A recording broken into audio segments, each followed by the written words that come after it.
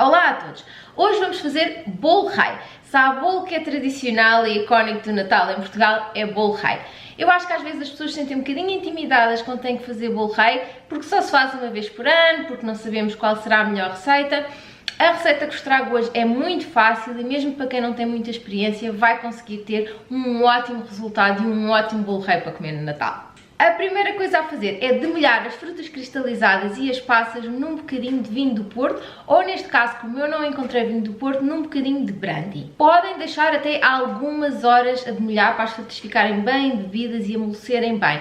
Eu normalmente faço isto primeiro e depois então vou organizando as outras coisas e aquilo dá ali já algum tempo para as frutas ganharem o sabor. A seguir, vamos então amornar um bocadinho de leite, e digo só amornar, não é aquecer muito, porque se está muito quente vai matar o fermento, é só ali 10, 20 segundos no micro-ondas, só para ficar assim morninho.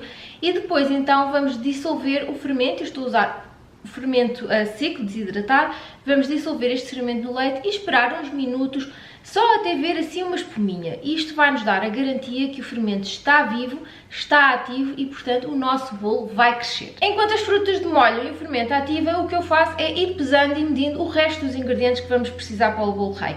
É uma dica que eu vos dou, que facilita muito o trabalho na cozinha, é organizar os ingredientes, organizar a cozinha antes de começarmos a fazer a receita em si. Porque às vezes parece que é um excesso de trabalho, mais uma coisa para fazer, mas na realidade vai-nos poupar tempo no longo prazo e vai tornar tudo mais fácil. Portanto, é pesar a farinha, raspar a laranja, raspar a casca do limão, ter tudo pronto, depois então vai ser muito mais fácil fazer esta receita. Quando vemos aquela espuminha no leite, é juntar basicamente quase todos os ingredientes. A dica que eu aqui vos dou é, quando estamos a fazer alguma massa, pôr sempre os líquidos em baixo e depois os secos em cima, porque se pomos os secos em baixo, quase sempre as batedeiras não chegam bem lá ao fundinho e é mais difícil incorporar os ingredientes todos. Portanto, eu aqui já tenho o leite com o fermento, vou juntar os ovos, vou juntar o açúcar e depois então vou deitar a farinha.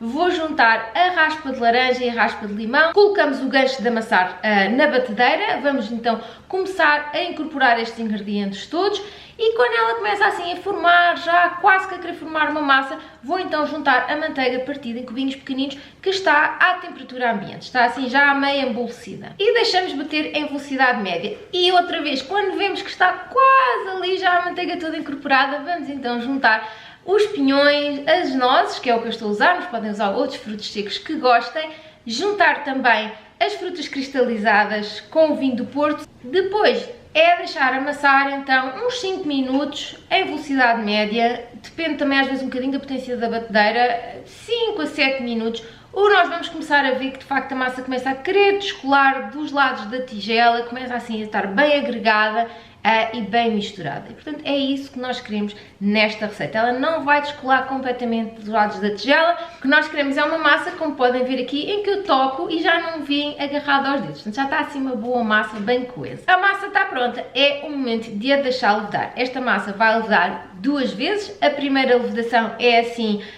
sem forma, portanto só a massa como está na tigela. Depois então vamos formar a coroa e deixar levedar uma segunda vez.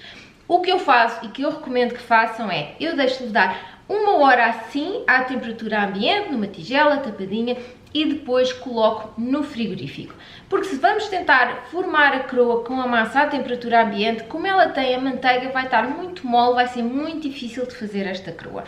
E o que eu ponho é no frigorífico, normalmente eu faço a massa ao final da tarde, ponho no frigorífico durante a noite, no dia seguinte, de manhã, hora do almoço, faça então a coroa. Eu recomendo vivamente dividam o processo em 2 dias, até a massa beneficia em termos de sabor pernoitar no frigorífico. Portanto, esperamos 1 hora, temperatura ambiente, e depois colocamos no frigorífico então. No dia seguinte, podem ver, a massa mesmo no frigorífico continuou a crescer e agora está bem firme, o que vai fazer com que seja muito mais fácil formar o rolo para fazer a coroa. Vamos polvilhar levemente uma superfície com farinha, tiramos a massa e vamos então estender um rolo mais ou menos de 50 cm, o mais uniforme que conseguirmos, e colocamos este rolo num tabuleiro forrado com papel vegetal e depois vamos então unir as pontas e formar a coroa do bolo. Para unir as pontas beliscamos assim a massa, que é para não se ver então aquela costura, e damos um jeitinho ali, se vemos que uma parte está mais gorda, está mais magrinha, damos ali um jeitinho à coroa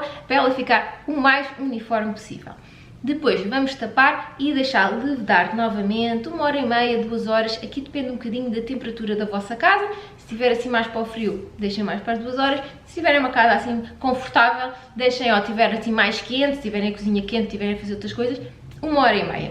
Quando faltarem assim uns 20 minutos, ligamos o forno, pré-aquecemos o forno a 180 graus. Quando a massa estiver pronta, vamos então pincelar com um ovo batido. Depois, com o ovo já na massa, vamos então fazer decoração com frutas cristalizadas, nozes. Eu até às vezes ponho só assim um bocadinho de açúcar, que às vezes dá ali aquela crocância doce. Eu estou a usar frutas cristalizadas pequeninas porque era as que eu tinha e não consegui encontrar das grandes, mas uma nota é que estas pequeninas vão secar muito, vão ficar rijas, portanto melhor usar aquelas grandes mesmo para decorar o bolo rei.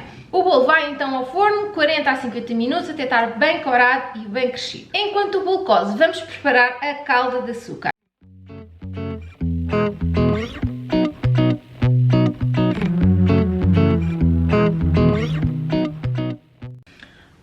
Estiver pronto, tira-se então do forno e vamos pincelar com esta calda de açúcar, gentilmente, também para não deslocar aquelas decorações, e depois então deixar arrefecer completamente. E eu já tenho aqui a minha fatia de bolo rei, cheio de frutos secos e frutas cristalizadas e aqueles aromas todos do Natal. É uma receita que eu acho que é muito fácil, demora tempo, mas o trabalho em si é muito pouco. Portanto, espero que experimentem, espero que gostem e eu vou dar aqui uma dentada. Até à próxima!